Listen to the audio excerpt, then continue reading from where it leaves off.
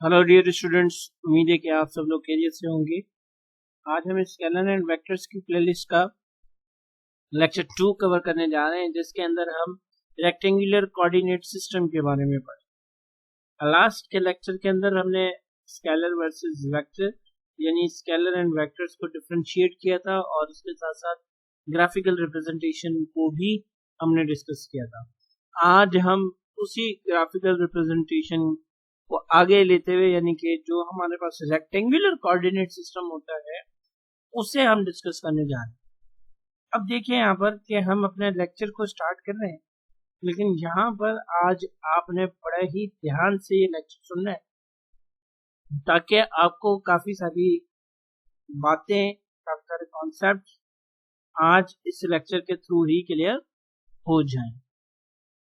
अब rectangular coordinate system के अंदर सबसे पहले हमारे पास आ जाते हैं कोऑर्डिनेट एक्सिस। अब कोऑर्डिनेट एक्सिस क्या होती हैं कि 2 और 3 reference lines drawn at right angle 90 are known as coordinate axis.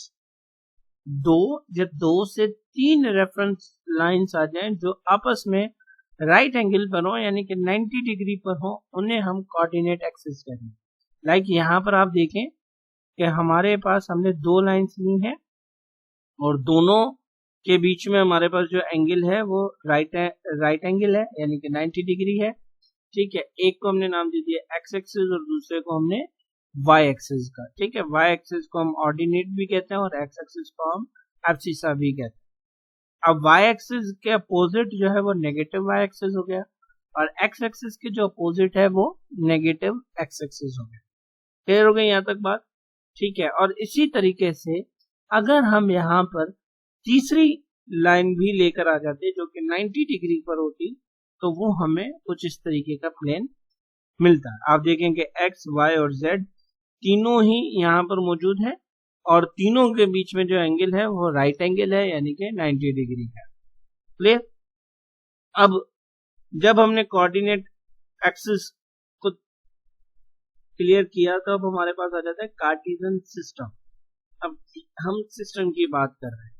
The set of these 2 or 3 mutually perpendicular line intersecting at a point is called the rectangular coordinate or Cartesian system.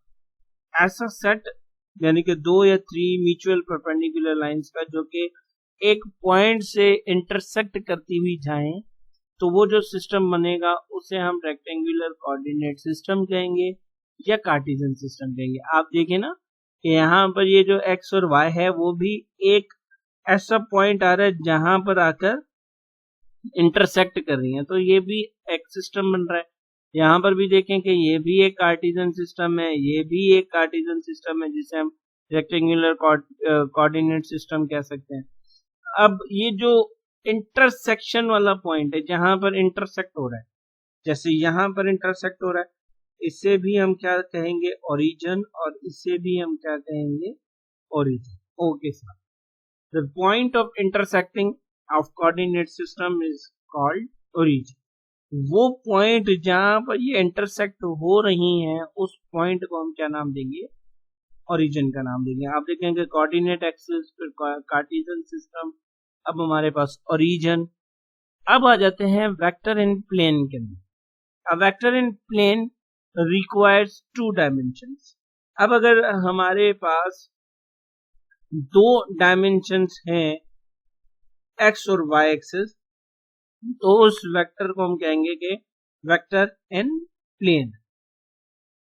जैसे यहां पर आप देखें कि एक vector है जो कि साइमल्टेनियसली एक ही वक्त पर x में भी बढ़ रहा है और उसकी हाइट भी यानी कि वो y में भी इंक्रीज हो रही है। ठीक है, जैसे जैसे y इंक्रीज हो रही है वैसे वैसे x भी जा रहा है। तो ये वेक्टर हमारे पास कहा जाएगा कि वेक्टर इन प्लेन है, यानी कि इस वेक्टर के लिए हमारे पास 2 डायमेंशंस हैं x एंड y। जैसे यहाँ पर आप देखें कि इसी वेक्टर को एक्सप्लेन करने के लिए हमने क्या कर दिया है कि यहाँ पर एक पॉइंट P ले लिया है। ठीक है, और उस पॉइंट P पर हमें देख रहे हैं कि हमें 4,5 हमें एक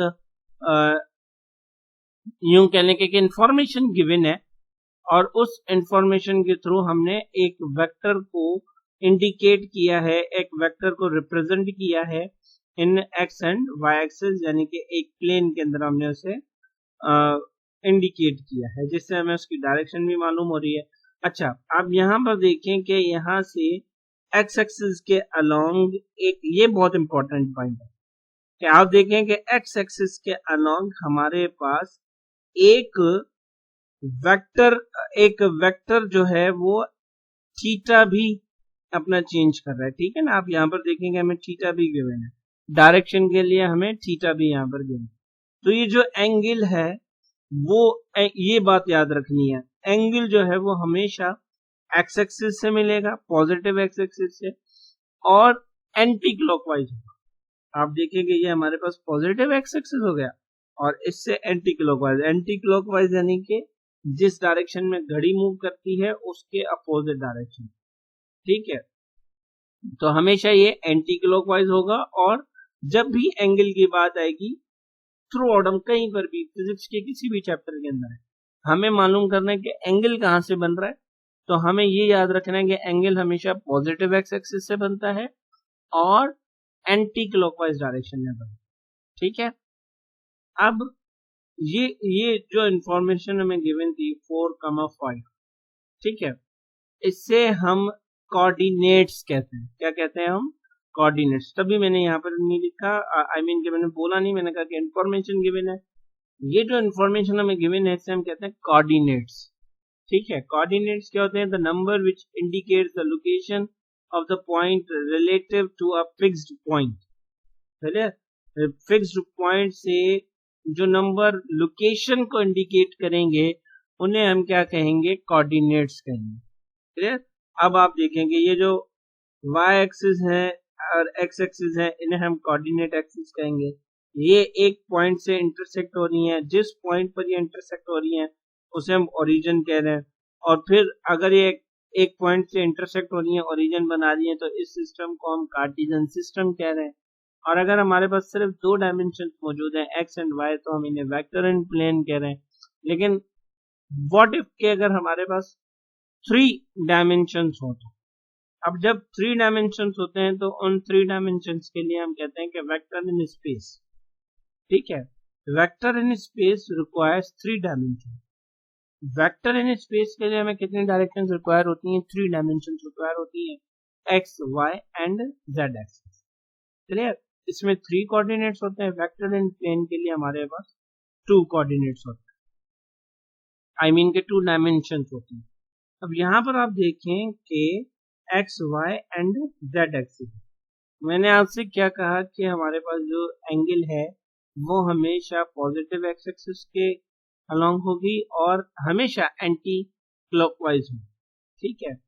अब यहाँ पर आप देखें कि इस यहाँ पर जो एंगल्स बन रहे हैं उन्हें हमने अल्फा, बीटा एंड गैमा का नाम दिया। अल्फा एंड बीटा को अगर हम देखें तो वो हमारे पास एंटी क्लॉकवाइज है, लेकिन अगर हम बीटा को गैमा को देखें तो वो हमें लग रहा है कि वो हमारे पास क्लॉकवाइज है। लेकिन क्योंकि ये यहाँ पर हमारे पास एक इशू ये है कि हमारी जो स्क्रीन है वो 2 डायमेंशनल है, ठीक है। तो 3 डायमेंशनल हम वेक्टर ड्रॉ कर नहीं पाएंगे, क्योंकि आप जहां पर भी देखें कि ये हमने जो 3D एग्जाम्पल एक लिया है वो भी हमारे पास हमने इस तरीके से लिया है ताकि हमें एक कॉन्सेप्ट क्लियर हो जाए।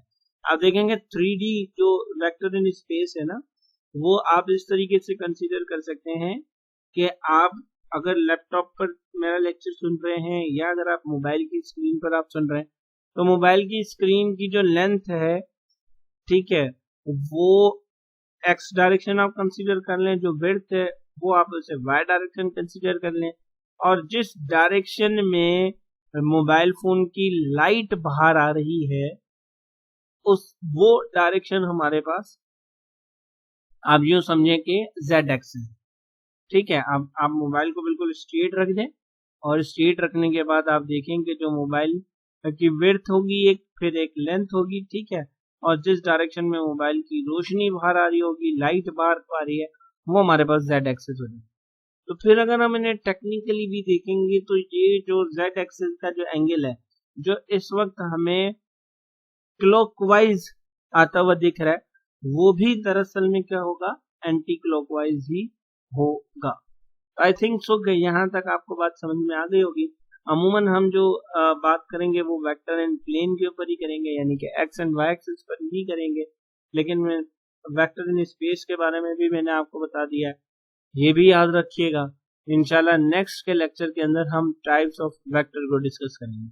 यहाँ तक अगेन फिर कोई ऐसी बात जो आप लोगों को समझ में ना आई हो तो मुझसे कमेंट सेक्शन में जरूर पूछ लीजिएगा।